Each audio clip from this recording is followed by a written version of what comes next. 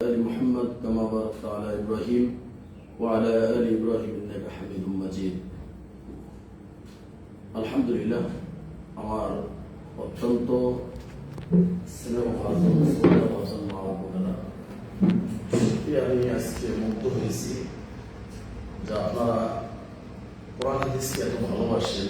কোরআন হাদিসের আলোচনা শোনার জন্য আপনাদের এই আগ্রহ, এই আকাঙ্ক্ষা আল্লাহ রাব্বুল আলামিন যেন কবুল করে নেয় এবং এই মজলিসে আজকে যে আলোচনা হবে ইনশাআল্লাহ যদি আপনারা একটু মনোযোগ দিয়ে শুনেন, প্রতিটি কথা প্রতিটি বাক্য আপনার জীবনকে পরিবর্তন করে দেবে ইনশাআল্লাহ।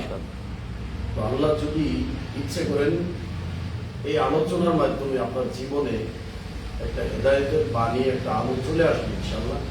আপনি এমন কিছু নিতে পারবেন যদি মনোযোগ দিয়ে শুনেন, পরকালে আপনার জন্য এটা নাজাতের ওসিলা হবে ইনশাআল্লাহ। তো আমরা এখানে কোরআন এবং হাদিস থেকে আজকে কিছু কথা, দালিলিক কিছু কথা আপনাদের সামনে বলবো।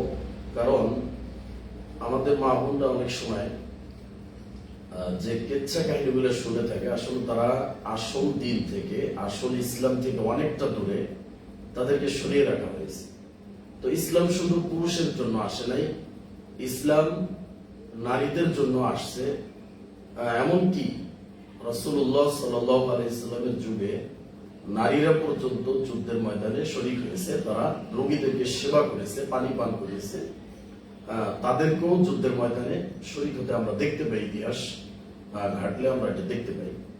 তো আজকের যুগে, বর্তমান যুগে আমাদের মা বোনদেরকে অনেকটা পিছিয়ে রাখা হয়েছে। এটা হচ্ছে কি বলবো, যে অজ্ঞতার একটা বাস্তব রূপ আমরা দেখতে পাচ্ছি। যে জুমার মসজিদে বা ঈদের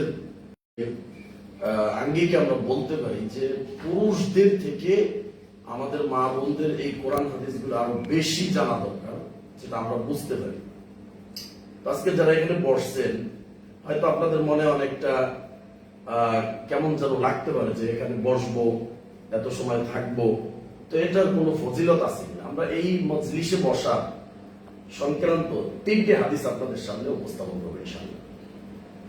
তো প্রথম হাদিস, এটা সহিহ মুসলিমে আসছে।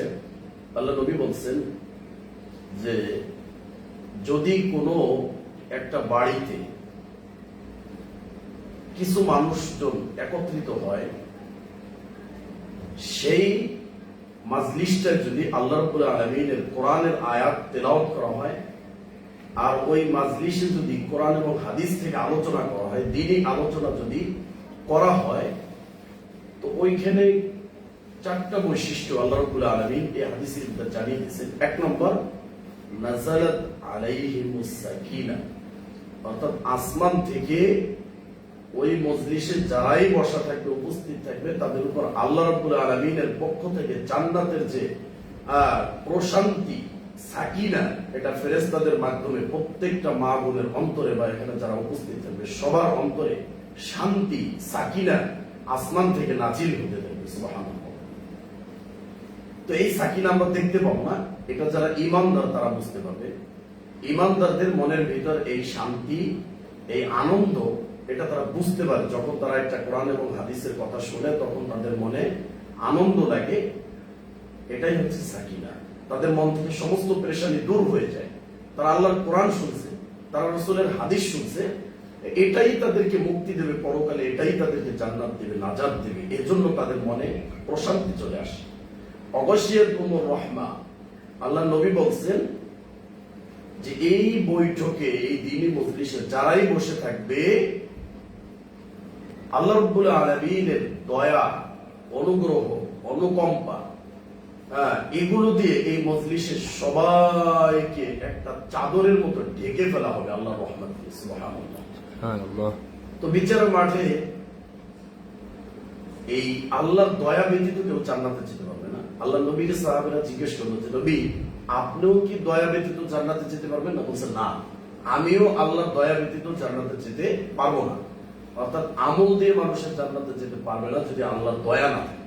তো এই মাজলিসগুলোয় বসে যারা দ্বীনি আলোচনা শুনবে, তাদের জন্য অটোমেটিকলি আল্লাহর পক্ষ থেকে এই দয়া দিয়ে তাদেরকে ঘিরে রাখা হবে। সুবহানাল্লাহ। ওয়া হাফাতুহুমুল মালায়েকা। 3 নম্বর পুরস্কার বলা হয়েছে যে ফেরেশতাদের একটা দল, বিশাল বড় একটি দল, তারা এই চতুর্পাশে আমাদের আজকে পাহারা দিয়ে রাখতেছে। বিচারের মাঠে আল্লাহ যেদিন আমাদেরকে উঠাবে, সেই দিন এই ফেরেশতারা সাক্ষী দেবে যে আল্লাহ অমুক বান্দা এবং বান্দি তোমার এই দ্বীনি মজলিসে বসে কোরআন এবং হাদিসের আলোচনা শুনছিল, আমরা সাক্ষী ছিলাম, আমরা আজকে সাক্ষ্য দিচ্ছি তারা এই আলোচনা শুনছিল, অতএব তুমি তাদেরকে ক্ষমা করে দাও। আল্লাহ হয়তো সেই দিন আমাদেরকে ক্ষমা করে দেবে, ফেরেশতাদের সাক্ষী ছিলেন। তো এই মজলিসটাকে এখন ঘিরে রাখছে কারা? ফেরেশতারা। তা আমরা এমন একটা মজলিসে বসা আছি যেই মজলিসটা ঘিরে রাখছে ফেরেশতা। তো আমরা সাধারণত মাটির তৈরি মানুষ, আর ফেরেশতারা হচ্ছে নূরের তৈরি। অথচ সেই নূরের তৈরি যারা আল্লাহর কাছে থাকে, যারা পুত পবিত্র, যারা কোনো গুনাহ করে না, যারা কোনো খাবার খায় না, তারা সারা দিনটা 24 ঘন্টা আল্লাহর বন্দেগী করে, ইবাদত করে। রাসূল সাল্লাল্লাহু আলাইহি ওয়াসাল্লাম হাদিসে বলছেন, আসমানের ভিতর 4 আঙ্গুল জায়গা পর্যন্ত ফাঁকা নাই যেখানে ফেরেশতারা সিজদায় পড়ে হয় না। সমস্ত আসমান ফেরেশতারা কি করে? সিজদায় পড়ে আছে। সব ফেরেশতারা যে যার কাজে সবাই নিয়োজিত আছে। তো এখানে একটা দল চলে আসছে, আল্লাহ পাঠিয়ে দিয়েছে, যাও আমার অমুক বান্দিরা এই দ্বীনি মজলিসে বসছে, অতএব তোমরা তাদেরকে ঘিরে রাখো, ব্যারিকেড দিয়ে রাখো, তাদের দারোয়ান হিসেবে তোমরা যাও, তোমরা তাদেরকে রক্ষণাবেক্ষণ করো যাতে শয়তান এই মজলিসে ঢুকতে না পারে। সুবহানাল্লাহ।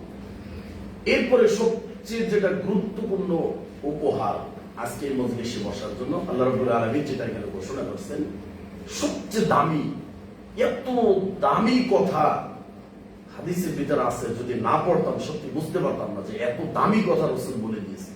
তিনি বলছেন ওয়াযাকারাহুল্লাহু ফীমান ইনদা, বলছে এই মজলিসে বসে যারা আজকে আলোচনা শুনবে, এদের প্রত্যেকের নাম ধরে, বাবার নাম, তার বংশে, কোন বংশে সে জন্মগ্রহণ করছে, তার বাবাকে, তার নাম কি, এই নাম সহ আল্লাহ রাব্বুল আলামিন তার কাছে আরশে আযীমে 7 আসমানের উপরে আল্লাহ রাব্বুল আলামিন যেখানে সমুন্নত রয়েছেন, সেখানে বসে ফেরেশতাদের বিশেষ একটি দল, যারা আল্লাহ রাব্বুল আলামিনের কাছে থাকে, তার নৈকট্যপ্রাপ্ত সাহাবী, যারা তার আরশকে বহন করে আছে, তাদেরকে নিয়ে গর্ব করে যে অমুক গ্রামে, অমুক বংশে, অমুকের মেয়ে, অমুক নাম ধরে আল্লাহ রাব্বুল আলামিন তাদের প্রশংসা করে যে আমার ওই বান্দা এবং বান্দি এই মজলিসে বসতে, ফেরেশতারা তোমরা সাক্ষী থাকো, আমি রব্বুল আলামিন বললাম যে আমি তাদেরকে ক্ষমা করে দেব। সুবহানাল্লাহ। তো আমরা এখানে বসে আছি, মানে এখন এই মুহূর্তে আমাদের নাম কোথায় উচ্চারণ হচ্ছে? আল্লাহ রাব্বুল আলামিনের ওই আসমানে আরশে আযীমে 7 আসমানের উপরে আল্লাহ রাব্বুল আলামিন ফেরেশতাদেরকে নিয়ে গর্ব করতেছে আর খুশি হচ্ছে যে আমার বান্দা এবং বান্দি এখানে বসে আলোচনা শুনতে বসছে। দ্বিতীয় আরেকটি হাদিস, তিরমিজি শরীফের হাদিস, আল্লাহ নবী বলেছেন, ইদা মারাতুম বিরিয়াদিল জান্নাহ ফারতাউ, যখন তোমরা জান্নাতের বাগান সমূহে পৌঁছে যাও তখন সেখানে অবস্থান করো। ক্বালু ওয়া মা রিয়াদুল জান্নাহ, তো সাহাবীরা জিজ্ঞেস করলো, আল্লাহ নবী জান্নাতের বাগানটা কি একটু বলবেন? ক্বালা নবী সাল্লাল্লাহু আলাইহি ওয়াসাল্লাম, আল্লাহ নবী বললেন, হিলাকুতুজ যিকর, জান্নাতের বাগানটা হচ্ছে যেখানে আল্লাহ রাব্বুল আলামিনের নামকে স্মরণ করা হয়, যেখানে দ্বীনি আলোচনা হয়, দ্বীনি হালকা, দ্বীনি বৈঠক, দ্বীনি মাজলিস, এটাই হচ্ছে জান্নাতের বাগান। সুবহানাল্লাহ। তার মানে আমরা এখন কোথায় বসে আছি? জান্নাতের বাগান। মা ও বোনেরা খুবই গুরুত্ব সহকারে শুনবেন, আমরা সম্পূর্ণ কোরআন এবং হাদিস থেকে দলিল ভিত্তিক একটা কথাও আমাদের ব্যক্তিগত কথা বলবো না ইনশাআল্লাহ। তৃতীয় আরেকটি হাদিস, এটা শুনলে আপনি আশ্চর্য হয়ে যাবেন, আরো অনেক সুন্দর একটি কথা বলছে, বুখারী শরীফের হাদিস, ইন্না লিল্লাহি মালাইকাতান ইয়াতুফুনা ফিত তুরুকি, আল্লাহ রাব্বুল আলামিন বলছেন যে আল্লাহ রাব্বুল আলামিনের কিছু ফেরেশতা থাকে যারা সারা দিন এই জমিনটায় ঘুরে ঘুরে, রাস্তায় রাস্তায় তারা ঘুরে। কেন? ইয়ালতামিসুনা আহলা যিকির, তারা খুঁজতে থাকে যে কোথায় আল্লাহর জিকির হয়, কোথায় আল্লাহ এবং তার রাসূলকে নিয়ে আলোচনা করা হয়, দ্বীনি মাজলিস হয়, এই বৈঠকগুলো খুঁজে খুঁজে বের করা এই ফেরেশতাদের দায়িত্ব। ফায়াকুলু আল্লাহ, তখন আল্লাহ রাব্বুল আলামিন বলেন যে যখন তারা এই মজলিসগুলো খুঁজে খুঁজে পেয়ে যায়, আল্লাহ রাব্বুল আলামিন বলেন, উশহিদুকুম আন্নী কদ গফারতু লাহুম, ফেরেশতারা তোমরা সাক্ষী দেখো আমার যেই সমস্ত বান্দা এবং বান্দি এই মজলিসে উপস্থিত হয়েছে তাদের অনেক ব্যস্ততা রেখে, কাজকর্ম রেখে, সংসার রেখে, সব কিছু রেখে যারা আজকে আমার এই কোরআন শোনার জন্য, আমার প্রিয় নবীর হাদিস শোনার জন্য তারা এখানে উপস্থিত হয়েছে, অতএব ফেরেশতারা তোমরা সাক্ষী থাকো যতগুলো মানুষ আজকে এখানে উপস্থিত হয়েছে আমি তাদের সবাইকে ক্ষমা ঘোষণা করলাম। সুবহানাল্লাহ। তার মানে এখানে বসে আপনি কি পাইলেন? আসমান থেকে অর্থাৎ সাত আসমান থেকে, জান্নাত থেকে আপনার অন্তরে সাকিনা নাজিল হচ্ছে। 2 নম্বরে কি পাইলেন আপনি? আপনি আল্লাহ রাব্বুল আলামিনের যে দয়া, যেটা আপনি টাকা দিয়ে কিনতে পারবেন না, সেই দয়া আপনাকে ঘিরে রাখলো। 3 নম্বরে আপনি কি পাইলেন? ফেরেশতারা আপনাকে গার্ড দিয়ে রাখলো চতুর্পাশে। 4th নাম্বার আপনি কি পাইলেন? 7 আসমানে বসে আপনার আলোচনা করা হচ্ছে। আমি এমন একজন উত্তম ব্যক্তি এখন হয়ে গেছে যে আমাদের আলোচনা আল্লাহ রাব্বুল আলামিন 7 আসমানের উপরে বসে করতেছেন। 5ম নাম্বার আপনি যেটা পাইলেন যে এই মজলিসটা হচ্ছে কি একটা জান্নাতের মজলিস। 6 নম্বর যেটা আপনি পাইলেন সেটা হচ্ছে যে আল্লাহ রাব্বুল আলামিন বলছেন এখানে যারা আজকে উপস্থিত হয়েছে আমি তাদের সবাইকে ক্ষমা ঘোষণা করলাম। সুবহানাল্লাহ। তো আজকে আমরা এই ফজিলত বা এই যে কথাগুলো আমরা শুনলাম, এগুলো শোনার পরে আমি আশা করব যে আমাদের মা বোন যারা এখানে উপস্থিত হয়েছেন তাদের অন্তরের ভিতর মানে এই ধরনের আলোচনা শোনার জন্য, ওয়াজ মাহফিল হোক, জুমার খুতবা হোক, ঈদের সালাত হোক, মানে আপনি সবার আগে লাফিয়ে পড়া উচিত যে এই ধরনের মজলিসে এত ফজিলত, এত ফজিলত, এত সওয়াব থেকে আলোচনা শোনার তৌফিক দান করে আল্লাহুম্মা আমিন। সম্মানিত আমার মা ও বোনেরা, আপনারা একটু ধৈর্য সহকারে কান খাড়া করে শুনবেন, প্রত্যেকটা কথা আপনার হৃদয়ের ভিতর বসিয়ে নেবেন এবং এটা যেন আপনার আমলের উদ্দেশ্য হয়। আপনি আল্লাহর কাছে এটা মনে মনে বলবেন, আল্লাহ আমি আজকের আলোচনা থেকে আমি যেন আমার জীবনকে পরিবর্তন করতে পারি, আমি যেন কোরআন এবং হাদিসের রঙে আমার জীবনটাকে রাঙিয়ে তুলতে পারি। এতদিন যা কিছু করছি আমি আজকের আলোচনা শোনার পরে আমার জীবনে তুমি একটা পরিবর্তন করে দাও, এমন দিয়ে দাও যে কোরআন এবং হাদিসের বাইরে আমি কোনো কাজ, আমি কোনো কথা, আমার কোনো চালচলন, আমার কোনো কিছু কোরআন এবং হাদিসের বাইরে হবে না, এরকম একটা প্রতিজ্ঞা করে আছে। ইনশাআল্লাহ দেখবেন আল্লাহ আপনাকে ভালো কিছু দেবে। তো আমরা সূরা হুদের একটি আয়াত আপনাদের সামনে পড়ব। আল্লাহ রাব্বুল আলামিন বলেছেন, ওয়া ইলা তামুদ আখাহুম সালিহা ক্বালা ইয়া কওমি ইবুদুল্লাহা মা লাকুম মিন ইলাহিন গায়রু। আল্লাহ রাব্বুল আলামিন পৃথিবীতে 1,24,000 নবী রাসূলকে পাঠিয়েছে। কেউ কেউ বলছে 10,000, কেউ কেউ বলছে 313, কেউ বলছে 315, 1,24,000 আমরা ধরে নেই। প্রত্যেকটা নবী রাসূলকে আল্লাহ রাব্বুল আলামিন পাঠাইছে কেন? পৃথিবীতে তাওহীদ প্রতিষ্ঠা করার জন্য। তাওহীদ কি? একমাত্র শুধুমাত্র পৃথিবীতে মানুষ যা কিছু করবে, এমনকি একজন মানুষ যদি বাথরুম পর্যন্ত যায়, পেশাবখানা যায়, তাও শুধুমাত্র আল্লাহর সন্তুষ্টির জন্য হতে হবে। আল্লাহ নবী দোয়া শিখিয়ে দিয়েছে, যখন তোমরা বাথরুমে যাবে তখন তোমরা বাম পা দিয়ে প্রবেশ করবে, দোয়া পড়বে কি? আল্লাহুম্মা ইন্নী আউযু বিকা মিনাল খুবুসি ওয়াল খাবাইস। তোমার ইবাদত হয়ে যাবে। মানে একজন মুমিন বাথরুমে প্রবেশ করবে, তাও তার ইবাদত হয়ে যাবে। তার কোনো কাজ আল্লাহকে ছাড়া হবে না, সব সময় তার সাথে আল্লাহকে রাখতে হবে। বের হবে যখন, তখন সে কি করবে? ডান পা দিয়ে বের হবে, পড়বে গুফরানাকা। অতএব আল্লাহ রাব্বুল আলামিন তার যত ভুল ত্রুটি হয়েছে সে আল্লাহর কাছে ক্ষমা চাইতেছে, গুফরানাকা, আল্লাহ আমাকে ক্ষমা করে দিন। আরেকটা কথা এখানে বলে রাখি, অনেক সময় বাচ্চাদেরকে অনেক কান্নাকাটি করতে দেখা যায়, বা মা ও বোনেরা অনেক সময় জিনের রোগী হয়ে যান, আমরা দেখতে পাই জিনে ধরে অনেক মা বোন। এই ভুলটা আর কেউ করবেন না আজকের পর থেকে, আমি বলে যাচ্ছি আজকে। বা আপনাকে যখন জিনে আক্রান্ত করে তখন আপনার বাচ্চার উপরে প্রভাবটা পড়ে। তো যেই মা বোন আমরা যখনই টয়লেটে যাব তার আগে সব সময় একটা কাশি দিয়ে দেব। কাশি দিলে আপনার জিন ওই বাথরুমের ভিতরে অবস্থান করে, তাহলে আপনাকে কোন জিন কোনোদিন আক্রান্ত করতে পারবে না, কোনোভাবেই জিনের আসর আপনার উপর প্রভাব ফেলতে পারবে না। যখনই টয়লেটে ঢুকবে একটা কাশি দিয়ে ঢুকবে, একটা কাশি দেবে। এবং বাচ্চাদেরকে আপনারা সব সময় ওই যে ডাস্টবিন বা এখানে ওখানে বা বাথরুমে অনেক সময় বাচ্চা ঢুকে যায় ই করে, এটা খেয়াল রাখবেন। মাগরিবের সময় বাচ্চাদেরকে আপনার কাছে রাখবেন, তাহলে বাচ্চা কখনোই কোনোদিন কোনো জিনের আক্রমণের শিকার হবে না, কান্নাকাটি করবে না। বিশেষ করে মাগরিবের সময়টা এবং একেবারে দুপুর বেলা, এই সময়টা বাচ্চাদেরকে আপনারা কাছে রাখবেন ইনশাল্লাহ। আর শিরকি যত কর্মকাণ্ড আছে আমরা আজকে কিছু উল্লেখ করবো ইনশাল্লাহ। আপনাদের যত মানে সামাজিক যে রীতিগুলো রয়েছে আমরা কিছু তুলে ধরবো, যেগুলো অবশ্যই আপনাদেরকে বর্জন করতে হবে। তো অনেক বাচ্চাকে আমরা দেখি কপালে কালি দেওয়া হয়, এটা কখনো দিবেন না বাচ্চাদেরকে। এটা দিলে ওর উপর জিনের আসর আসবে। আর তাবিজ তো ব্যবহার করবেন না, এই সম্পর্কে আমরা বলবো কথা ইনশাল্লাহ। তো প্রত্যেকটা নবী রাসূলের কাজ ছিল কি, তারা মানুষকে আল্লাহর দিকে ডাকছে, শুধুমাত্র আল্লাহর দিকে, আর কোনো কথা চলবে না। পৃথিবীতে সব কিছু বা কোনো কারো ইবাদত করা যাবে না, কোনো কারো কাছে যাওয়া যাবে না, কোনো কারোর জন্য কোনো কোথাও কোনো স্থানে কোনো দরগায় কোনো পীরের কাছে কোনো মান্যত করা যাবে না, কোথাও কোনো কিছু চাওয়া যাবে না। যা কিছু প্রয়োজন চাইতে হবে কোথায়, আল্লাহর কাছে। এটাই নবীদেরকে আল্লাহ রাব্বুল আলামিন দায়িত্ব দিয়ে পাঠিয়েছে। 1,24,000 পয়গম্বর, তার ভিতরে একজন নবী কোনদিন এরকম পাবেন না যে নবীদের একটা মাজার পৃথিবীতে আছে, বা নবীরা জীবিত থাকা অবস্থায় মাজারে সিজদা করছে বা মাজারে গিয়ে নবীর কাছে কিছু চেয়েছে।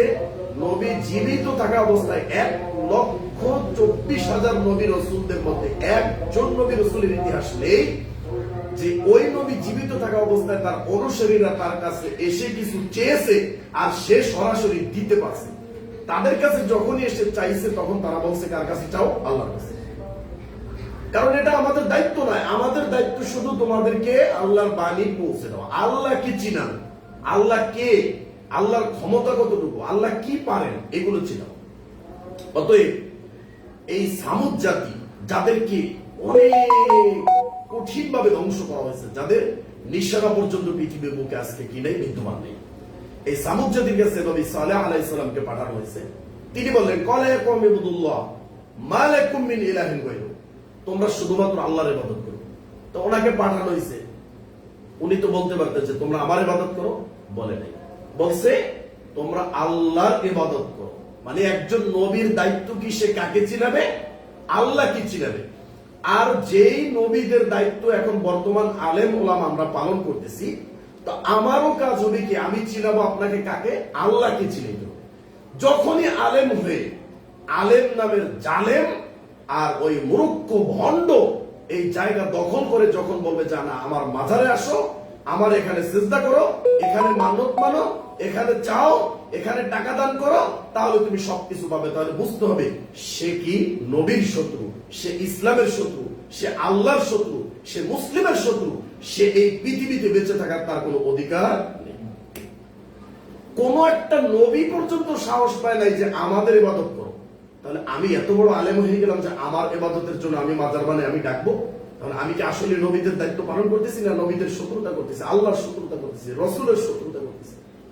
এ ধরনের হাজারো অসংখ্য মাজার, হাজারো দরগা, পীর, মুরিদ বাংলাদেশে অভাব নেই। কিন্তু আল্লাহ রাব্বুল আলামিন যাদের উপর বিশেষ দয়া করছে তারাই একমাত্র এটা থেকে বেঁচে আছে। আর আমাদের মা বোনদের সবচেয়ে এই বিষয়ে আলোচনা শোনা বেশি দরকার, কারণ 70,000 নারী তারা দাজ্জালের অনুসারী হবে, দাজ্জালের শেষ জামানা বের হবে।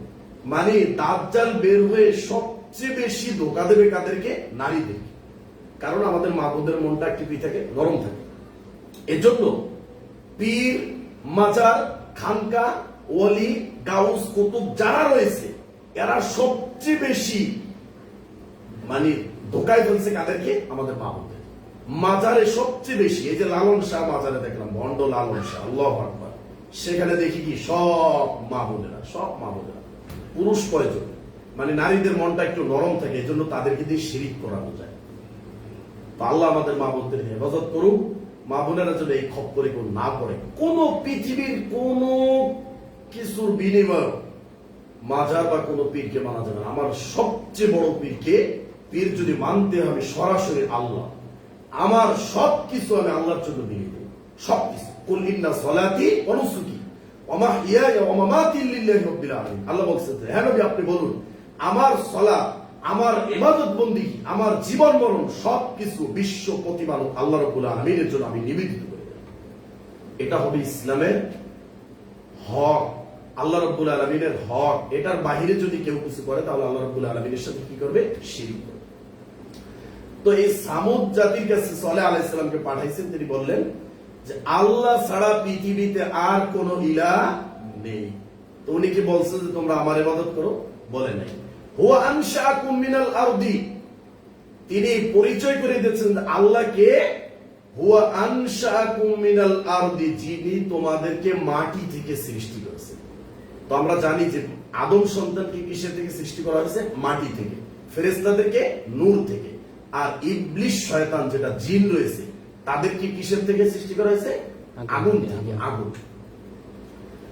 তো এই যে একজন নবী হয়ে তিনি কার দিকে দাওয়াত দিচ্ছে? তার উম্মতকে আল্লাহর দিকে, আল্লাহকে চিনাচ্ছে।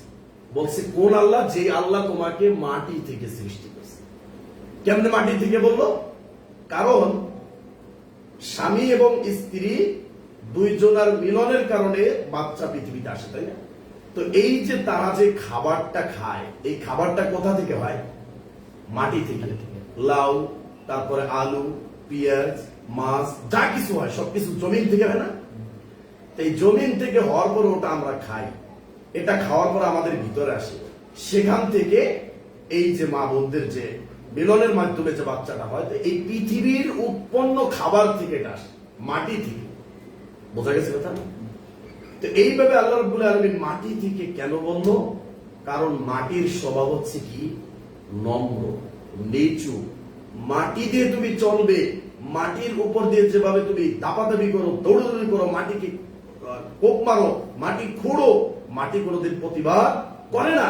ঠিক তেমনি ভাবে একজন মুসলিম, একজন ইমানদার এই পৃথিবীতে এমন ভাবে চলবে, তার উপর হাজারো বিপদ আসবে, বাধা আসবে, সে সবকিছু উপেক্ষা করে সোজা সিরাতুল মুস্তাকিম, সোজা ইসলামের পথে চলবে।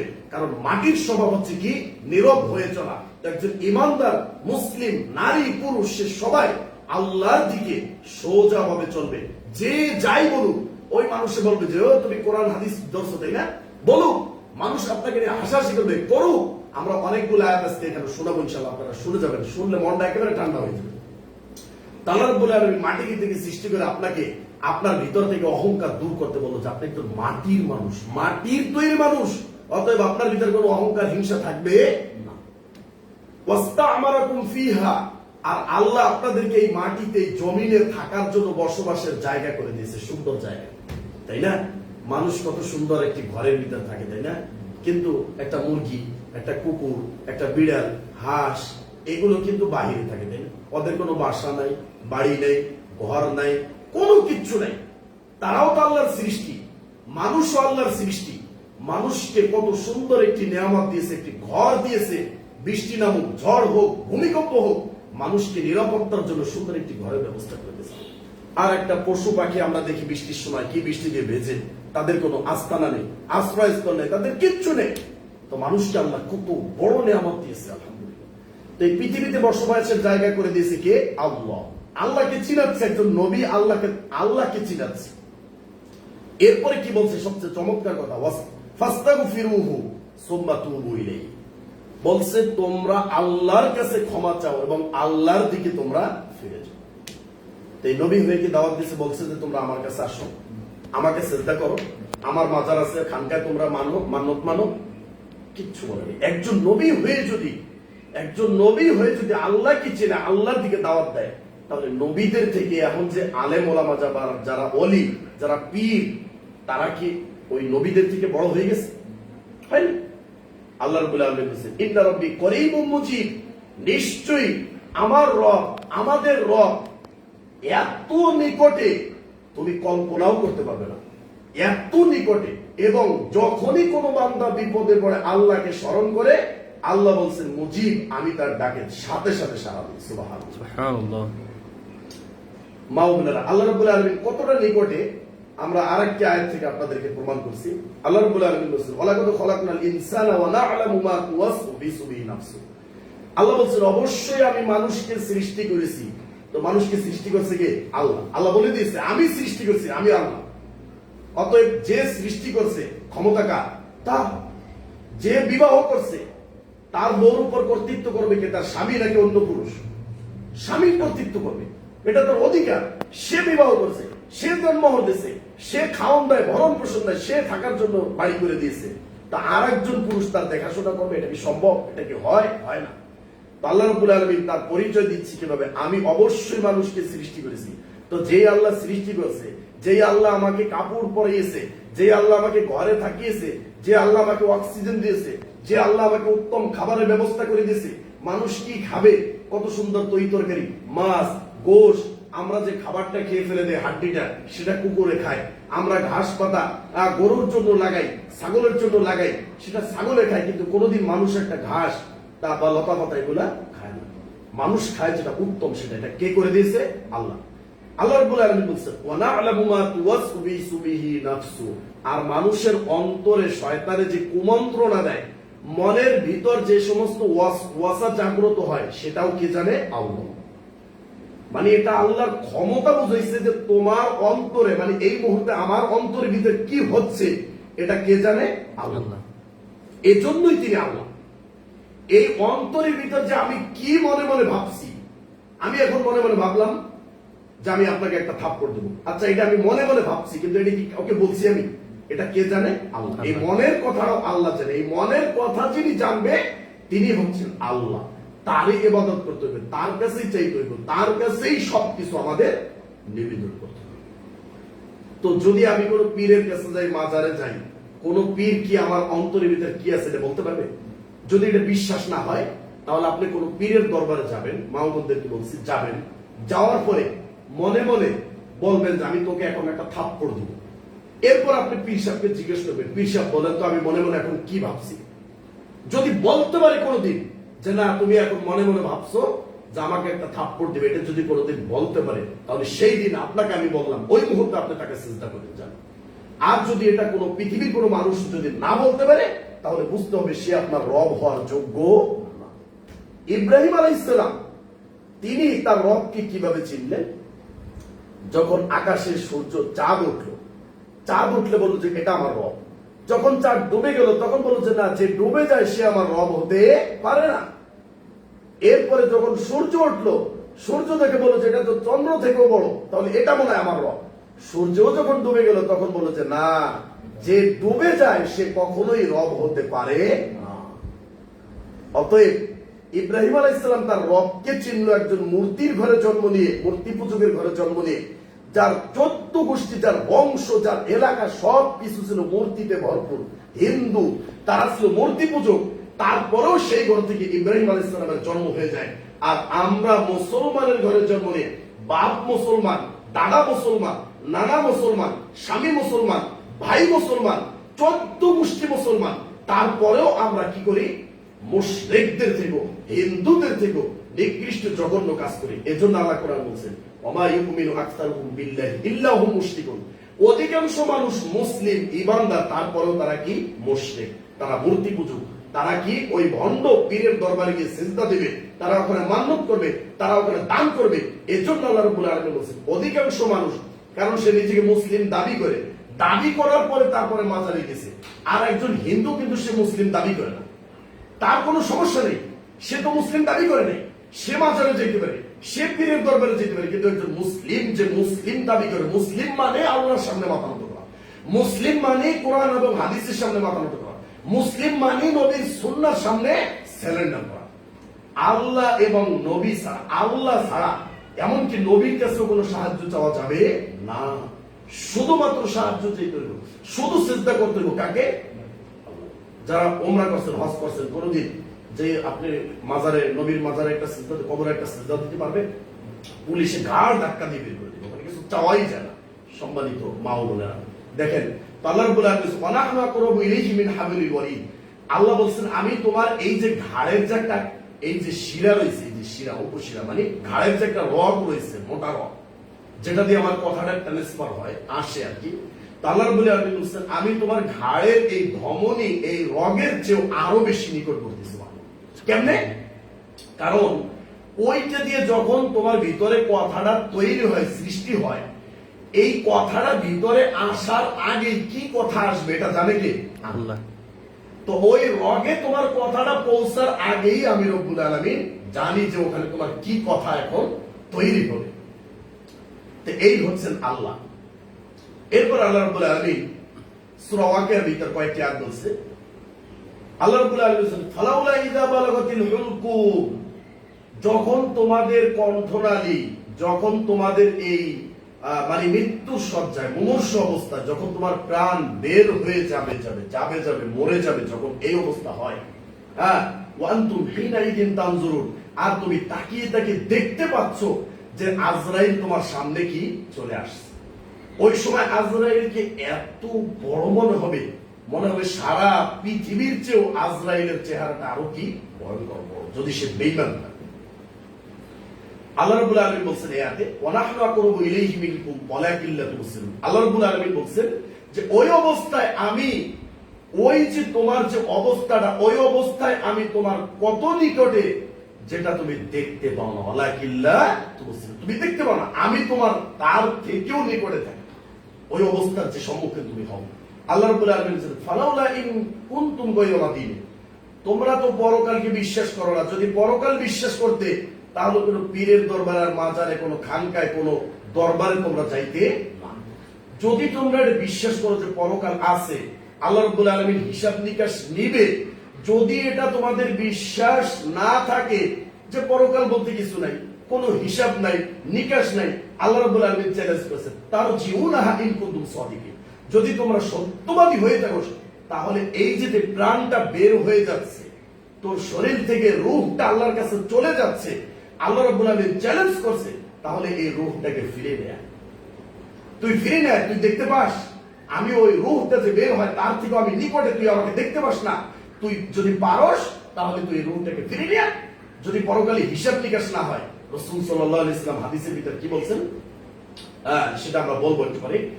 এইখানে বলতেছেন ফাআম্মা ইন কানা মিনাল মুকাররাবিন, যদি ওই ব্যক্তি আল্লাহর নৈকট্য প্রাপ্ত বান্দাদের অন্তর্ভুক্ত হয়, তাহলে যারা মাজারে যায়, পীরের দরবারে যায়, ওলিদের কাছে যায়, তারা কি আল্লাহর নৈকট্য প্রাপ্ত বান্দা না? তারা ওইখানে কেন যায়? ওই পীররা, ওলিরা তাদের জন্য সুপারিশ করবে যাতে আল্লাহর নিকটে করে দেয়। তো আল্লাহ তো সরাসরি বলছেন যে যারা আমার নৈকট্য প্রাপ্ত বান্দা বান্দি হবে। তো এখানে কি বলছে যে তোমরা পীরের মাধ্যমে আমার নৈকট্য অর্জন করো, হাসিল করো, এটা বলছে? বলেন। তো কেন আমরা পীরের কাছে যাবো? কেন আমরা মাজারে যাবো? কেন আমরা অমুক দরগায় যাবো? কেন যাবো? এটা কেন হয় এটা? আল্লাহ রাব্বুল আলামিন বলছেন যে ফারাউহু ওয়া রাইহানু ওয়া জান্নাতুন নাঈম, সুবহানাল্লাহ। আল্লাহ রাব্বুল আলামিন বলছেন তাদের জন্য উত্তম ব্যবস্থা রয়েছে। কোথায়? জান্নাতুন নাঈম, তাদের জন্য ওখানে সুখময় জান্নাত, নিয়ামতে ভরপুর জান্নাত আমি তাদের জন্য রেখে দিয়েছি, শুধু আরাম আর আরাম, তাদের ওখানে কোনো কষ্ট নেই। ওয়া আম্মা ইন কানা মিন আসহাবিল ইয়ামিন, আর যারা ডান দিকের অধিকারী হবে, আল্লাহ রাব্বুল আলামিন বলেন ফাসালামুন লাকা মিন আসহাবিল ইয়ামিন, ডান দিকের অধিবাসীদের জন্য ফেরেশতারা বলবে সালাম সালাম।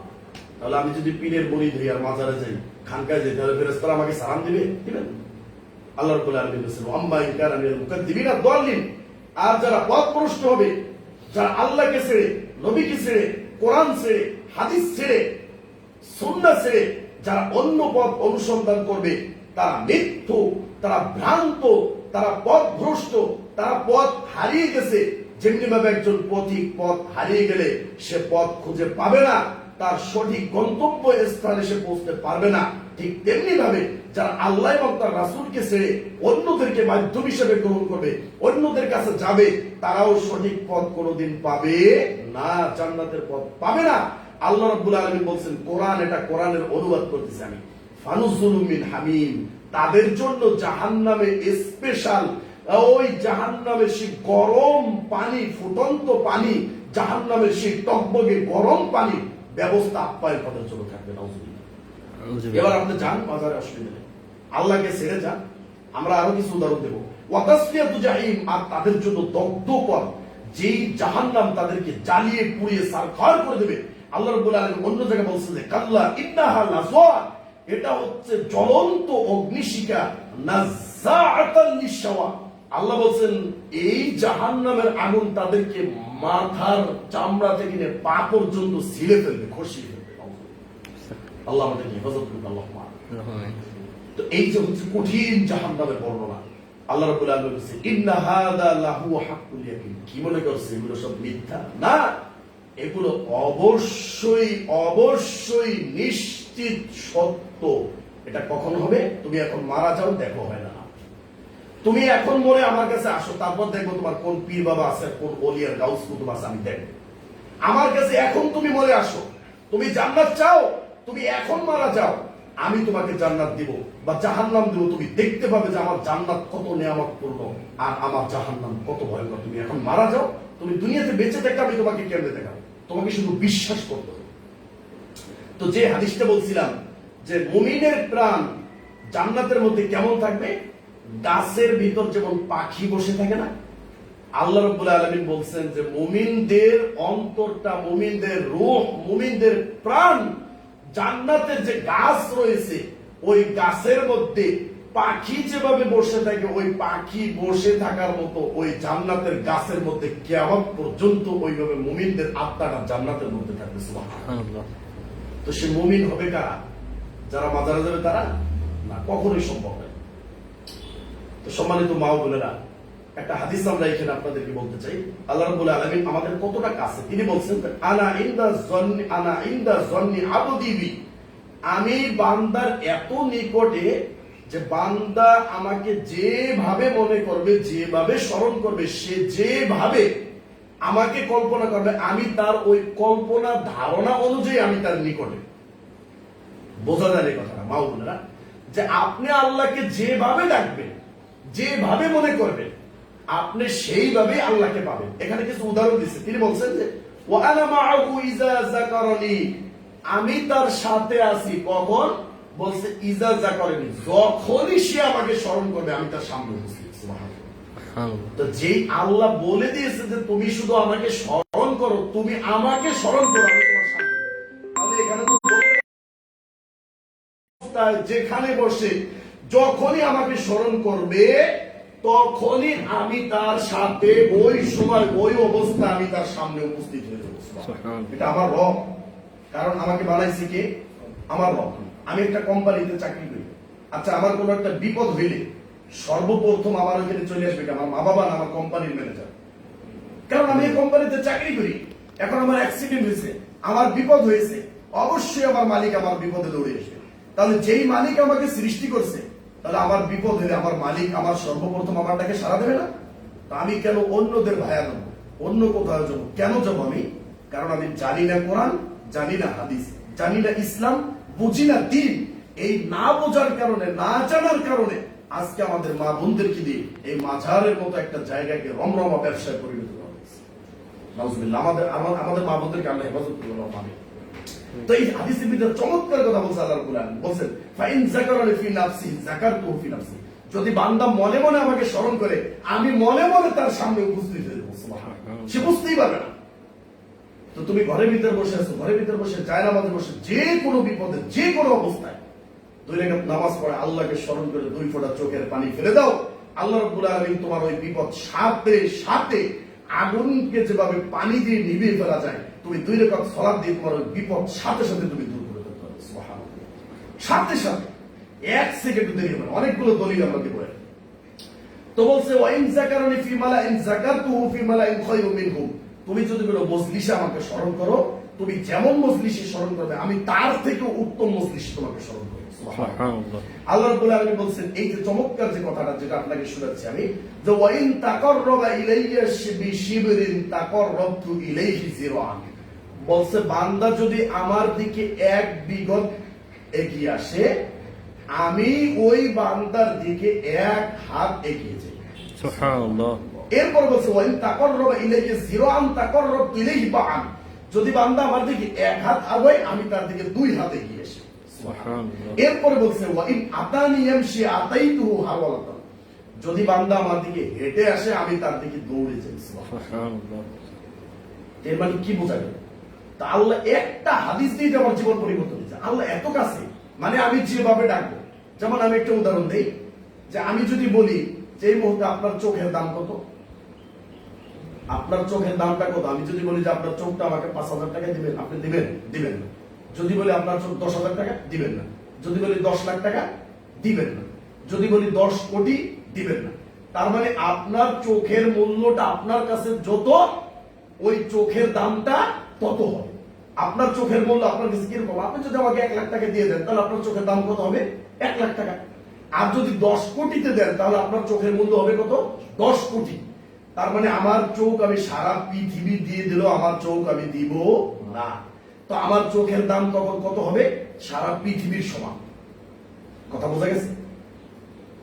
এটা কেন বললাম? যে এই যে আমি যেভাবে আমার নিজেকে উপস্থাপন করব, আমার বডির দাম কত, আমার হাতের দাম কত, আমার পায়ের দাম কত, আমি যেভাবে উপস্থাপন করব সেই অনুযায়ী আমার মূল্য হবে। অতএব আমি আমার রবকে যেইভাবে ডাকবো, আমার রব আমার কাছে সেই রকমই সাড়া দেবে। কথা বোঝা গেছে? আমি যদি মনে করি যে না, আমার রবকে আমি ডাকবো ঘরে বসে, জায়গা বসে বসে, তাহলে কি আল্লাহ আমার কাছে আসবে? আপনার রবকে যেরকম সম্মান দিবেন, যেরকম মনে করবেন, আপনার রব ওই রকমই আসবে। যদি আপনি মনে করেন যে না, কারো পীরের দরবারে যাওয়া লাগবে, ওইখানে যে মাজারে সিজদা না দিলে আমার রবকে পাবো না, তাহলে আপনাকে ওইখানে নিয়ে যাবে আল্লাহ। আর যদি মনে করেন যে না, আমার রবের কাছে আমি দামি, আমি সম্মানিত, আমার রব যেহেতু বলেছে যে অবস্থায়, যেখানে যে অবস্থায় বসে তুমি আমাকে ডাকবে, আমি তোমারটাকে সাড়া দেবো। অতএব আমি বিপদে পড়ছি কোনো মাজার নয়, কোনো খানকা নয়, কোনো পীর আলী অলি আউলিয়ার দরবারে নয়, আমি আমার ঘরে বসে, জায়গা বসে বসে আমি আমার রবকে চিন্তা করবো। পাবো না ইনশাল্লাহ? ইনশাল্লাহ পাবো। তাহলে কেন? ওই যে আমি যেভাবে আমি আমার মনে স্মরণ করব, সেইভাবেই আমি আমার রবকে পাবো। দেখেন, তো আমরা জানি হযরত আইয়ুব আলাইহিস সালামের কথা আমরা জানি, তাই না? মা ও বোনেরা, ওনার এমন রোগ আল্লাহ দিছিল, দীর্ঘ 18 বছর পর্যন্ত। হাদিস, সহিহ হাদিস আছে, আমাদের নবী বলছে 18 বছর পর্যন্ত তার শরীরে ওই কি পচা গন্ধ, দুর্গন্ধ আসতো। এমনকি তার স্ত্রী, সন্তান, তার বন্ধু বান্ধব সবাই তাকে রেখে চলে গিয়েছে। 18 বছর পর্যন্ত একটা মানুষের শরীরে পোকা ধরিয়ে দিয়েছিল। এমন অসুস্থ, পোকা না, এমন রোগ দিয়েছিল আল্লাহ, যে তার শরীর থেকে দুর্গন্ধ আসে।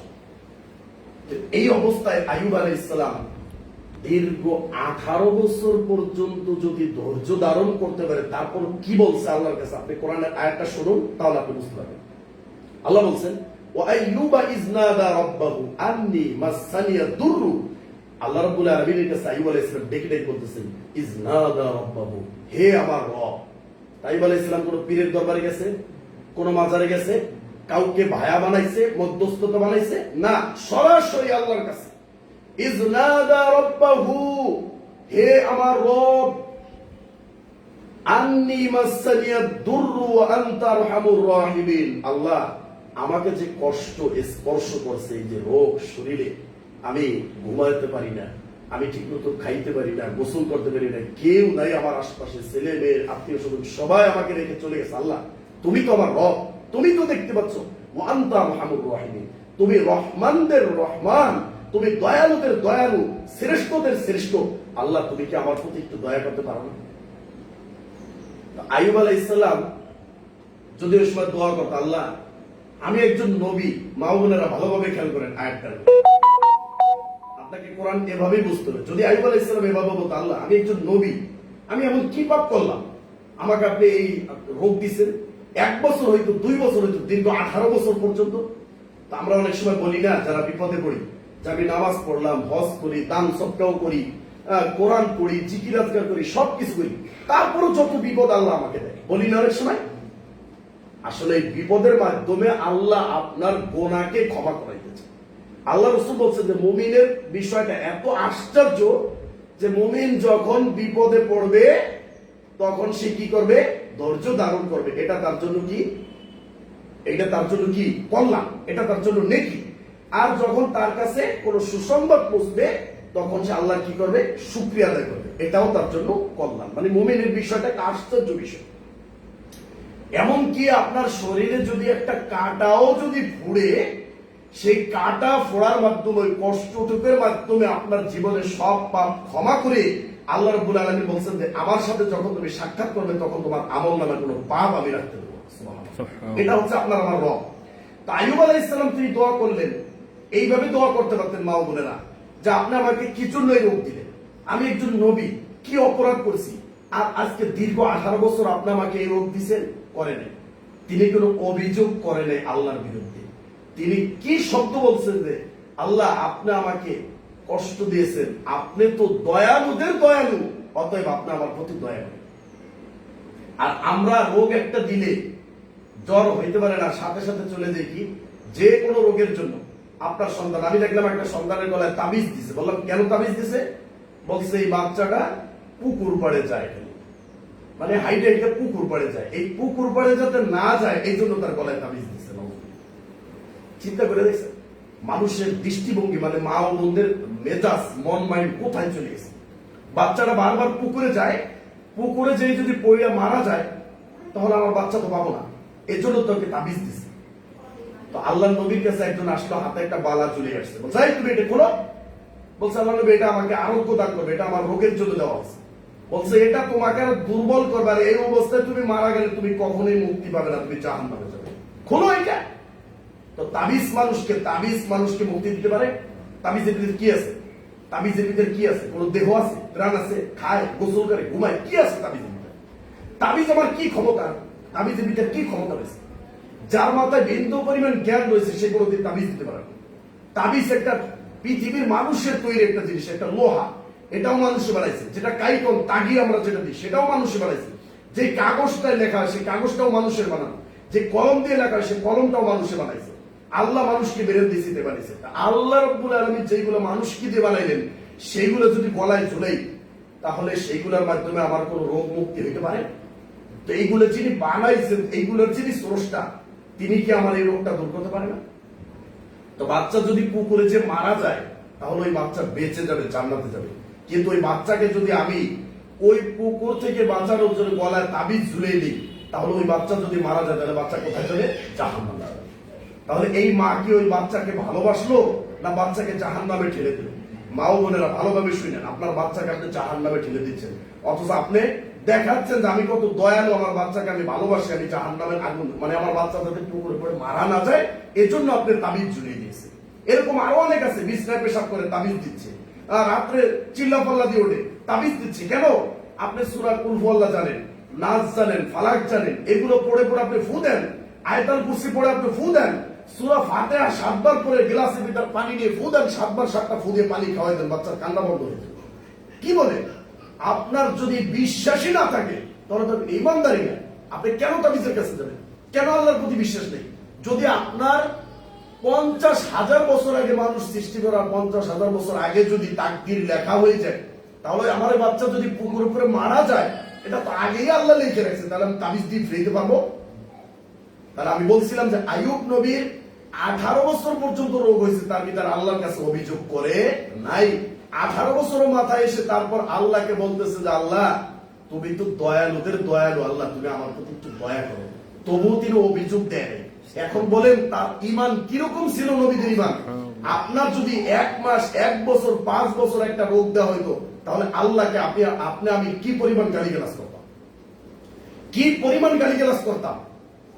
তারপরে এই 18 বছর যদি রোগ আল্লাহ আমাকে দেয়, যেমন অনেকের সন্তান হয় না, 2 বছর, 3 বছর, 5 বছর সন্তান হয় না, এই 5-10 বছর সন্তান না হওয়ার কারণে কত মাজার, কত কবিরাজ, কত ওজা, কত ভণ্ড, কত গণক, গায়ক, জ্যোতিষী, জাদুকরের কাছে যে আমাদের মা বোনেরা যায় তার কোনো হিসাব নেই। এই পানি পড়া, এই সুতা পড়া, এই কাইতন, এটা ওটা, এগুলো সব শিরিক, সব শিরিক। এগুলোর মাধ্যমে আল্লাহর অসন্তুষ্টি হয়, আল্লাহ নারাজ হয়ে যায়। আপনাকে একটা উদাহরণ দেই, আপনার সন্তান, আপনি জন্ম দিয়েছেন, এখন আস্তে আস্তে করে বড় করছেন সন্তানকে। আচ্ছা এই সন্তান যদি বড় হওয়ার পরে আপনার উচিত ছিল, ওই সন্তানের উচিত ছিল কি বড় হয়ে কামাই করে খাওয়াবে কাকে? মা বাবাকে। এরপর বিবাহ শাদী করলে বউকে খাওয়াবে। কিন্তু আপনার ঘরের সন্তান যদি আপনার ঘরে জন্ম নিয়ে আপনি থাকতে দিলেন, আপনি কাপড় চোপড় দিলেন, খাবার দিলেন, সবকিছু দিলেন, কিন্তু কামাই করে দেয় কার করে? ওর চাচির করে, আর একজনের করে। তাহলে এটাকে আপনি সহ্য করতে পারবেন? মেনে নিতে পারবেন? পারবেন না। ঠিক তেমনি ভাবে আরেকটা উদাহরণ দেই। আপনার স্বামী আপনাকে বিবাহ করছে, দেনমোহর দিয়েছে, আপনাকে খাবারের ব্যবস্থা করে দিয়েছে, আপনাকে থাকার জায়গা করে দিয়েছে। তাহলে আপনার স্বামীর হক যে আপনার স্বামীকে আপনি খুশি করবেন, এটা আপনার উপর দায়িত্ব। তা আপনার স্বামী আপনাকে থাকতে দিল, আপনাকে খাবার দিল, আপনার জন্য ইনকাম করতেছে, আপনার জন্য দেশ ছেড়ে প্রবাসে পাড়ি জমিয়েছে, সবকিছু আপনার জন্য করতেছে, তাই না? আর আপনি যদি ভালোবাসাটা আর একজনকে দিয়ে দেন, তাহলে সেই স্বামী মানতে পারবে? পারবে মানতে? এটাই হচ্ছে শিরক। আপনার সন্তান যেভাবে আপনি চান না যে আপনার সন্তান হয়ে আর একজনকে কামাই করে খাওয়ান, আপনার স্বামী যেমন চায় না যে আমার বউ আর একজনকে আমার ভালোবাসার আমি যে ভালোবাসা পাই সেই ভালোবাসা আর একজনকে দেব, এটা যেমনি ভাবে আপনার স্বামী চায় না, এটা শরিক হয়ে যায়। আপনার স্বামী মানতে পারবে না। আর একজনকে যখনই আপনার সাথে দেখবে, আপনার স্বামী তাকে খুন করতে চাবে, আপনার স্বামী রাগ হয়ে যাবে। আপনিও যখন আপনার সন্তান আর একজনকে কামাই করে খাবে, আপনি রাগ হয়ে যাবেন, আপনি দেখতে পারবেন না সন্তানকে। সন্তানকে সমাজ থেকে বিতাড়িত করবেন, সম্পদ থেকে বিতাড়িত করবেন, বঞ্চিত করবেন, এমনকি আপনাকে তাকে তেজ্য পুত্র করে দেবেন। তাহলে যেই আল্লাহ আপনাকে সৃষ্টি করলেন, যেই আল্লাহ আপনাকে রিজিক দিলেন, যেই আল্লাহ আপনাকে মুসলিম ঘরে জন্ম দিয়েছে, যেই আল্লাহ আপনাকে কোরআন সুন্নাহর জ্ঞান শোনার মতো তৌফিক দিয়েছে, আহলুল হাদিস হওয়ার তৌফিক দিয়েছে, কোরআন সুন্নাহ শোনার তৌফিক দিয়েছে, যেই আল্লাহ মুসলিমদের মসজিদে আপনাকে সালাত আদায় করার তৌফিক দিয়েছে, কোন হিন্দু ঘরে জন্ম দেয় নাই, কোন ইহুদির ঘরে জন্ম দেয় নাই, কোন খ্রিস্টানের ঘরে জন্ম দেয় নাই, কোন বৌদ্ধর ঘরে জন্ম দেয় নাই। যেই আল্লাহ আপনাকে মুসলিম বানিয়েছে, যেই আল্লাহ আপনাকে জায়নামাজে নামাজ পড়ার সুযোগ করে দিয়েছে, যেই আল্লাহ আপনাকে কোরআন পড়ার তৌফিক দিয়েছে, যেই আল্লাহ আপনাকে অক্সিজেন দিয়েছে, যেই আল্লাহ আপনাকে নিয়ামত দিয়েছে, বাবা দিয়েছে, নানা দিয়েছে, দাদা দিয়েছে, স্বামীর মতো নিয়ামত দিয়েছে, যেই আল্লাহ বিবাহ পরে আবার সন্তান দিয়ে আপনাকে নিয়ামত দিয়েছে, এত কিছু দেওয়ার পরে আল্লাহর জমিনে থেকে জমিনটা একদিনও বলে নাই যে আমি তোকে এই জমিনে রাখবো না, আকাশটা একদিনও বলে নাই যে আমি তোকে ওই সূর্য ওঠার মাধ্যমে আমি তোকে সূর্যের আলো দিব না, চন্দ্রটা একদিনও বলে নাই যে আমি তোকে আলো দিব না, গাছটা একদিনও বলে নাই যে আমি তোকে বাতাস দিব না, নদী একদিনও বলে নাই যে আমি তোকে পানি দেব না, আগুন একদিনও বলে নাই যে আমি তোকে তাপ দিব না। তাহলে আল্লাহ এত কিছু দেওয়ার পরে, আল্লাহর এত নিয়ামত পেয়ে, সব কিছু দেওয়ার পরে যদি আমি আল্লাহকে রেখে এই সব কিছু কেন আল্লাহ দিয়েছে, তুমি শুধুমাত্র মাথা ঝুঁকাবে কোথায়? আমার কাছে। যা কিছু চাইবে আমার কাছে। বিপদ হয়েছে আমার কাছে চাও, সন্তান হয় না আমার কাছে চাও, রোগ হয়েছে আমার কাছে চাও, যে কোনো বিপদ, যে কোনো অবস্থা, স্বামী ছেড়ে দিয়েছে, ডিভোর্স হয়েছে আমার কাছে চাও, স্বামী অবাধ্য, কথা শুনে না আমার কাছে বলো, সন্তান কথা শুনে না আমার কাছে বলো, শাশুড়ে শ্বশুর তোমার বিরুদ্ধে কুটনামি করে ষড়যন্ত্র করে আমার কাছে বলো, যত অভিযোগ রয়েছে সব কার কাছে? আল্লাহর কাছে। আল্লাহর কাছে। আইয়ুব নবী যদি 18 বছর পর্যন্ত একটা রোগে আক্রান্ত হয়ে একজন নবী হয়ে যদি আল্লাহর বিরুদ্ধে কোনো কথা বলতে সাহস না পায়, মুক্তি পাবো না। অতএব যার কাছে বললে আমি রোগ থেকে মুক্তি পাবো, আমি তার কাছে একটু বলে দেখি। আল্লাহ রাব্বুল আলামিন সাথে সাথে কোরআনের আয়াত নাযিল করলে বলেন, উরকুদ বিরিজলি হাদা মুগতাসালুম বারিদু ওয়া শারাব। আইয়ুব আলাইহিস সালাম, তুমি জমিনে তুমি আঘাত করো, তোমার সেখান থেকে পানি বের হবে, সুপ্রিয় পানি, ঠান্ডা পানি, ওই পানি দিয়ে তুমি গোসল করবে, তোমার সমস্ত রোগ সাথে সাথে দূর হবে। সুবহানাল্লাহ। তো যখনই পানি বের হলো, তখন ওই আইয়ুব নবীর সব রোগ দূর হয়ে গেল। তার সাথে যে স্ত্রীটা ছিল সে তাকে চিনতে পারে না, বলছে যে এই এখানে একজন ব্যক্তি ছিল, তুমি কি তাকে চিনো? বলছে আমি সেই ব্যক্তি, আমি সেই আইয়ুব আলাইহিস সালাম। চিনতেই পারেনি তাকে। তো মা বোনেরা, এই আয়াত থেকে আপনি কি শিক্ষা নেবেন? 18 বছর পর্যন্ত ধৈর্য ধারণ করে যদি একজন নবী এভাবে যদি আল্লাহর কাছে চাইতে পারে, ইব্রাহিম আলাইহিস সালামের সন্তান যখন হইল, সারা আলাইহিস সালামের সন্তান যখন হইল, তখন ওনার বয়স ছিল, কোন বর্ণনা আসছে 90 বছর, কোন বর্ণনা আসছে 100 বছর। ইব্রাহিম আলাইহিস সালামের বয়স ছিল 120 বছর। এই বয়সে গিয়ে তারা সন্তান পেল। আর আপনি আমি বিবাহের পরে 2 বছর না যেতেই কত তাবিজ কবজ, কত পানি পড়া, সুতা পড়া, কাইতন, কত কিছু আছে। এই সব কিছু মা বোনদের দ্বারা হয়, এগুলা সব কিছু মহিলাদের দ্বারা শিরিক হয়। তাহলে আপনার সন্তান ইনকাম করে আর একজনকে খাওয়াইলে যেভাবে আপনার কষ্ট লাগে, আপনার স্বামীর হক যদি আপনি আরেকজনকে দেন, আপনার স্বামীর যেভাবে কষ্ট লাগে, ঠিক আমার রব্বুল আলামিনের হক যেটা, সেই হক যদি কোনো মাজারে দেন, কোন পীরের কাছে দেন, কোন অলির কাছে দেন, কোন তাবিজে দেন, কোন গাছে দেন, কোন পাথরে দেন, কোন মূর্তিতে দেন, তাহলে আমার রব আপনার উপর ওইরকম অসন্তুষ্ট হয়ে যাবে। আপনার সন্তানকে যেভাবে আপনি সম্পদ থেকে ত্যায্যপুত্র করে দেবেন, বাড়ি থেকে বের করে দেবেন, আল্লাহ আপনাকে তার দয়া থেকে, রহমত থেকে, জান্নাত থেকে বের করে, আদম আলাইহিস সালাম একটা ভুলের কারণে তাকে জান্নাত থেকে বের করে দিয়েছে। একটা ভুল, কি বলছে? তুমি গাছের কাছে যাবে না। আদম আলাইহিস সালাম গাছের কাছে গেছে, ফল খাইছে, জান্নাত থেকে বের করে দিয়েছে একটা ভুলের কারণে।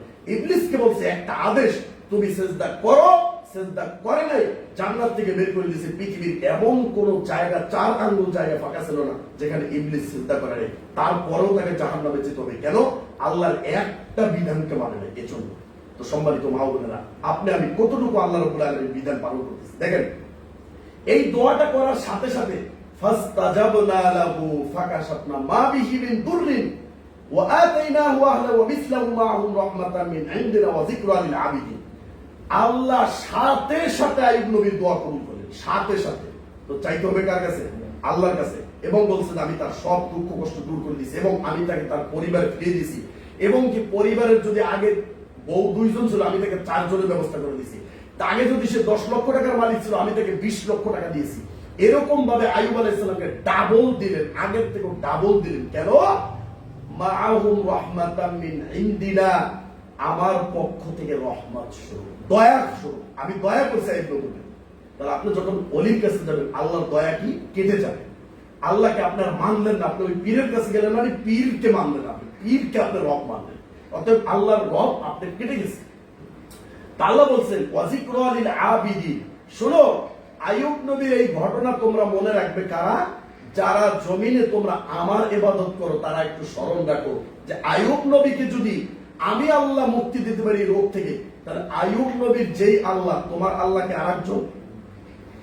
আইয়ুব নবীকে যদি আমি মুক্তি দিতে পারি, তাহলে আমি তোমাকে মুক্তি দেব। কেন? এই যে শেষে আয়াতটা বলছে ওয়াজিকরা লিল আবিদিন, এটা সারা পৃথিবীর আইয়ুব থেকে নিয়ে কিয়ামত পর্যন্ত যত আমার ইবাদতকারী, আমার ইবাদত যারা করবে, তাদের জন্য এটা শিক্ষা, তাদের জন্য উপদেশ, তাদেরকে এটা শোনাও, আমি তাদেরকেও আইয়ুব নবীর মতো মুক্তি দিয়ে দেব। সুবহানাল্লাহ। এরপরে আল্লাহ রাব্বুল আলামিন বলছেন, দেখেন ইউনূস আলাইহিস সালাম আমরা জানি উনি মাছের পেটে গেছেন। তখন উনি মাছের পেটে যাওয়ার পরে এত গভীরে গেছিল মাছ, আল্লাহ রাব্বুল আলামিন একটা মাছ পাঠাই দিয়েছে, যাই মাছ তুই যা ইউনূস নবীকে খেয়ে ফেল। ইউনূস নবী খেয়ে অনেক দূরে চলে গেছে, কিন্তু ওনাকে কোনো কষ্ট দেওয়া যাবে না, শুধুমাত্র এখানে জেলখানার মতো আবদ্ধ করে রাখবে, এই জন্য মাছকে নির্দেশ দেওয়া হয়েছে। তো যাওয়ার পরে মাছ এত গভীরে গেছে যে পাথরের একটা তাসবিহ শুনতে পেয়েছে। কে? ইউনূস আলাইহিস সালাম। তো যখনই পাথরের তাসবিহ পড়ছে ইউনূস আলাইহিস সালাম শুনতে পেয়েছে, তখনই তিনি ওই মাছের পেটে বসে তিনি বলতেছেন ফানাদা ফিজ যুলুমাতি আল্লা ইলাহা ইল্লা আনতা সুবহানাকা ইন্নী কুনতু মিনাজ যালিমিন। মা ও বোনেরা শুনবেন, এই দোয়াটাকে বলা হয় ইসমে আযম। আল্লাহ নবী বলছেন যদি কোনো ব্যক্তি এই দোয়াটাকে তার দোয়ার ভিতর উল্লেখ করে যদি কিছু চায়, তাহলে আমি তাকে তাই দেব, সে যা যাবে তাই তাকে দেব। সুবহানাল্লাহ। এটা ইসমে আযম বলা হয়, লা ইলাহা ইল্লা আনতা সুবহানাকা ইন্নী কুনতু মিনাজ যালিমিন। দেখেন ইউনূস নবী এই দোয়া করার সাথে সাথে আল্লাহ কি বলছেন? ফাস্তাজাবনা লাহু। যখনই ইউনূস নবী আল্লাহকে স্মরণ করছে, আমি সাথে সাথে তাকে মাছের পেট থেকে তাকে কুলে ফেলে দিয়েছি। সুবহানাল্লাহ। ওয়ানাজ্জাইনাহু মিনাল গাম্মি, তাকে আমি সমস্ত অন্ধকার থেকে আমি তাকে আলোর দিকে মুক্তি দিয়েছি, আলোর পথে নিয়ে আসছি, জমিনে বের করে দিয়েছি। ওয়াকাযালিকা নুনজিল মুমিনিন। এখানে সবচেয়ে চমৎকার যে কথাটা বলছে, আমি এভাবেই মুমিনদেরকে আমি মুক্তি দেব। তার মানে ইউনূস নবী যে শুধু বিপদ থেকে মুক্তি পেয়েছে তা নয়, তুমিও যদি বিপদে পড়ে স্মরণ করো আল্লাহকে, ইউনূস নবীকে যেভাবে মুক্তি দিয়েছে আল্লাহ তোমাকেও মুক্তি দেবে। কে? আল্লাহ। এজন্য আল্লাহ রাব্বুল আলামিন বলেন আমি মুমিনদেরকে এভাবেই মুক্তি দিয়ে থাকি। সম্মানিত মা ও বোনেরা, যদি আপনারা এই নবীদের দৃষ্টান্তগুলো যদি একটু বুঝে থাকেন, দেখেন টাইম কম, নামাজ পড়বেন না? আচ্ছা ঠিক আছে, নামাজ পড়ে আবার 10 না, শেষ করে দেন। শেষ। আচ্ছা, আমরা জাকারিয়া আলাইহিস সালামের একটা আয়াত আমরা শোনাচ্ছি, শুনেন। তো জাকারিয়া আলাইহিস সালাম আল্লাহর কাছে দোয়া করেছিল, ওনার বয়স ছিল তখন প্রায় 80-র ঊর্ধ্বে, ওনার স্ত্রী ছিল বন্দা, সন্তান হয় না। তখন তিনি বলছিল জাকারিয়া ইজনাদা রাব্বাহু রাব্বি লা তাযরনি ফারদা ওয়া আনতা খায়রুল ওয়ারিসিন। আল্লাহ, তুমি আমাকে এমন অবস্থায় ছেড়ে দিও না যে আমার বংশে কোনো উত্তরাধিকারী থাকবে না, অর্থাৎ আমার একজন ওয়ারিস তুমি দান করো। তুমি তো ওয়ারিস, উত্তম ওয়ারিসকারী, উত্তম ওয়ারিস দাতা, দানকারী। ফাস্তাজাবনা লাহু, আল্লাহ রাব্বুল আলামিন তার দোয়া কবুল করলেন। ওয়া হাবনা লাহু ইয়াহইয়া, আর তাকে দান করলেন কাকে? ইয়াহইয়া আলাইহিস সালাম। ওয়া আসলাহনা লাহু যাওজা, মাও বোনেরা শুনেন, আল্লাহ রাব্বুল আলামিন জাকারিয়া আলাইহিস সালামের স্ত্রী বন্দা ছিল, কিন্তু আল্লাহর কাছে দোয়া করার কারণে তার সন্তান যে জন্ম নেবে, সন্তান ধারণ ক্ষমতা আল্লাহ রাব্বুল আলামিন কি করলেন? তৈরি করে দিলেন। সন্তান যাতে আসতে পারে, নিতে পারে। কেন? আল্লাহ তার দোয়া কবুল করছে জাকারিয়া আলাইহিস সালাম। কেন? এই যে কোরআনের আয়াতটা দেখেন, ইন্নাহুম কানু ইউসারিউনা ফিল খায়রাত, তারা কল্যাণকর কাজে প্রতিযোগিতা করত, তারা কল্যাণকর কাজে প্রতিযোগিতা করত। ওয়ায়াদউনানা রাগাবাউ ওয়া রাহাবা, আপনাকে যেটা আমরা শোনাতে চেয়েছি যে তারা আল্লাহকে ডাকতো তাদের মনে ভয় এবং আশা নিয়ে। ওয়া কানু লানা খাশিন, আর তারা ছিল ভীতু সন্তুষ্ট, তারা আল্লাহকে ভয় করত। তো যে সমস্ত মা ও বোনদের সন্তান হয় না বা যাদের সন্তান হয় না, তারা যদি এই আয়াত থেকে 3টা কথা নিতে পারে, আমরা এই কোরআনের দিকে তাকিয়ে বলতে পারি, যদি জাকারিয়া আলাইহিস সালামকে আল্লাহ সন্তান দিতে পারে, তাহলে অবশ্যই আপনার বিশ্বাসটা যদি এভাবে থাকে, তাহলে আপনাকেও সন্তান দিতে হবে। কারণ জাকারিয়া আলাইহিস সালামের স্ত্রীকে 80 বছর বয়সে, ইব্রাহিম আলাইহিস সালামের স্ত্রীকে যদি 100 বছর বা 90 বছর বয়সে যদি আল্লাহ সন্তান দেয়, বৃদ্ধা বয়সে বন্দা থাকা অবস্থায়, তাহলে আপনার বউ, আপনার আমার স্ত্রী মাত্র বিবাহ হয়েছে 4-5 বছর হয়েছে, বন্দাও না সে, তাহলে তাদেরকে সন্তান আল্লাহ দিতে পারে না? কিন্তু আমাদের ভুল আছে কোথায়? এই যে আল্লাহ রাব্বুল আলামিন বলছেন যে আপনাকে কল্যাণকর কাজে বেশি এগিয়ে থাকতে হবে।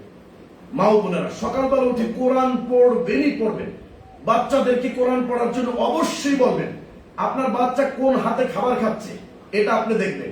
আপনার বাচ্চাকে আপনি শিখাবেন আউযুবিল্লাহ বিসমিল্লাহ, সূরা ফাতিহা শিখাবেন। সারা জীবন যতদিন পর্যন্ত ওই বাচ্চা পড়বে, ততদিন পর্যন্ত ওই মা সওয়াব পাবে। সুবহানাল্লাহ। তাহলে একটা বাচ্চা কোন হাত দিয়ে খায়, সে বিসমিল্লাহ বলে কিনা, খাবার পরে আলহামদুলিল্লাহ বলে কিনা, বাথরুমে কোন পা দিয়ে ঢোকে, বাথরুম থেকে কোন পা দিয়ে বের করে, সবগুলো খেয়াল করবে কে? মা। তাহলে এই কল্যাণকর কাজে প্রতিযোগিতা করার কারণে ওই মা সওয়াব পাবে, ওই সন্তান যে আমলগুলো করবে মায়ের আমল নামে সে সওয়াব হবে। অতএব একজন সন্তানকে গড়ে তোলার জন্য মাই সবচেয়ে বড় ভূমিকা। মায়ের শক্ত অবস্থান থাকতে হইব। মেয়েদেরকে পর্দায় রাখবে কে? মা। সন্তানদেরকে কোরআন পড়তে পাঠাবে সকালবেলা, নিজে পড়বে, এটা পড়তেই হবে যত কাজ থাক। আমার মা বোনেরা একটা মনে করে যে না আমাদের সংসারের কাজ আছে, ব্যস্ততা না। আপনার রব একজন রয়েছে, রব আপনার মালিক। আপনার মালিককে আগে খুশি করে তারপর আপনার সংসার খুশি করবে। অতএব যেই কাজ আপনি 2 ঘন্টায় করবেন, যদি সকালে কোরআন পড়ে ফজরের নামাজ পড়ে যদি আল্লাহকে খুশি করে আপনি ওই কাজ করেন, তাহলে ওই কাজ আপনাকে আধা ঘন্টার ভিতরে আল্লাহ করেন সহজে করে দেবেন। সুবহানাল্লাহ। অতএব মা ও বোনেরা সকালবেলা কোরআন পড়বেন, 5 ওয়াক্ত নামাজ পড়তেই হবে। আল্লাহ নবী বলছেন যেই মা ও বোনেরা 5 ওয়াক্ত নামাজ পড়বে, রমজানের রোজা রাখবে, স্বামীর খেদমত করবে, নিজেদের লজ্জাস্থানকে হেফাজত করবে, জান্নাতের 8টা দরজা তার জন্য খুলে যাবে। যে দরজা দিয়ে মন চায় সেই দরজা দিয়ে সে জান্নাতে প্রবেশ করবে। সুবহানাল্লাহ। অতএব আপনাদের জন্য জান্নাতটা একেবারে সহজ, শুধুমাত্র শিরক থেকে, বেদাত থেকে বেঁচে থাকতে হবে। এই সন্তান জন্ম থেকে নিয়ে শুরু করে তারপর আপনার এই বিবাহ বার্ষিক, তারপরে জন্মবার্ষিকী, মৃত্যুবার্ষিকী, আরো অনেকগুলো শবে বরাত, শবে মেরাজ, যেই ধরনের সমাজে প্রচলন রয়েছে, অনেক ধরনের দুরূদ প্রচলন রয়েছে, যেই দুরূদ ইসলামের ভিতর নেই। দুরূদ সবচেয়ে উত্তম দুরূদ আল্লাহুম্মা সাল্লি আলা মুহাম্মাদ, দুরূদ ইব্রাহিম, যেটা এটা পড়বেন। আপনি 5 ওয়াক্ত নামাজ পড়েন, নামাজের পরে আয়াতুল কুরসি পড়েন, সাইয়্যিদুল ইস্তিগফারটা পড়েন, 33 বার সুবহানাল্লাহ, 33 বার আলহামদুলিল্লাহ পড়েন, আর সকালে 3 বার কুল হুয়াল্লাহ, নাস, ফালাক 3 বার করে পড়েন, সন্ধ্যার সময়, মাগরিবের সময় 3 বার করে এগুলো পড়েন। আপনাকে কোনো জাদুকর, জিন কোনো কিছু ক্ষতি করতে পারবে না। বাচ্চার কোনো বদনজর লাগবে না। বাচ্চাকে সূরা ফাতিহা পড়ে, নাস, ফালাক পড়ে, কুল হুয়াল্লাহ পড়ে, আয়াতুল কুরসি পড়ে ফুটান, কোনো বদনজর বাচ্চা লাগবে না, কোনো জিন ক্ষতি করতে পারবে না। তো মা বোনরা 5 ওয়াক্ত নামাজ পড়বেন, কোরআন প্রতিদিন 1 পৃষ্ঠা হলেও আপনি পড়বেন। কোরআনের এত বরকত, আপনার স্বামীর ইনকামে কিভাবে বরকত হবে এই কোরআনের উসিলায় আপনি কল্পনা করতে পারবেন। কোরআন পড়ে দোয়া করবেন, দোয়া কবুল হবে। কোরআন পড়ে আপনি যা আল্লাহর কাছে চাইবেন আল্লাহ আপনার দোয়া কবুল করবে। কোরআন এত বড় একটা বরকতময় বিষয়, অতএব প্রত্যেকটা মা বোনকে কোরআন পড়া শিখতে হবে। পর্দা আপনার জন্য করতেই হবে, কোরআন আপনাকে পড়তেই হবে। সন্তানকে আপনি প্রত্যেকটা জিনিস খেয়াল করবেন, ইসলামী ভাবে আপনি গড়ে তুলবেন তাকে, এটা আপনার জন্য দায়িত্ব থাকবে। আর শিরক বেদাতের যে জিনিসগুলো রয়েছে আমরা ইনশাআল্লাহ আপনাদেরকে পর্যায়ক্রমে আরো এই আলোচনাগুলো শোনাবো, যে কি ধরনের শিরক এবং বেদাতের সাথে আমাদের মা বোনেরা শরীক আছে। আমরা এগুলো আপনাদেরকে শুনিয়ে থাকবো ইনশাআল্লাহ, আপনারা এগুলো থেকে বেঁচে থাকবেন। যে আলোচনাগুলো আজকে করলাম ইনশাআল্লাহ আমরা আল্লাহকে চিনবো, আমরা শিরককে বর্জন করে কোরআন এবং সুন্নাহ ভিত্তিক আমল করে আমরা নাজাত পাওয়ার জন্য আমরা এই আমলগুলো ঠিকমতো করবো ইনশাআল্লাহ। আল্লাহকে আমরা ভীত ভয় এবং আশা নিয়ে স্মরণ করবো, ডাকবো, তাহলে আল্লাহ আমার ডাকে সাড়া দেবে ইনশাআল্লাহ। আল্লাহ আমাদেরকে তৌফিক দান করুক, কবুল করুক। আল্লাহ আজকে যারা এখানে উপস্থিত হয়েছে সবার জীবনের গুনাহগাতা ক্ষমা করে এই আলোচনাকে আল্লাহ কবুল করুক। এই আলোচনা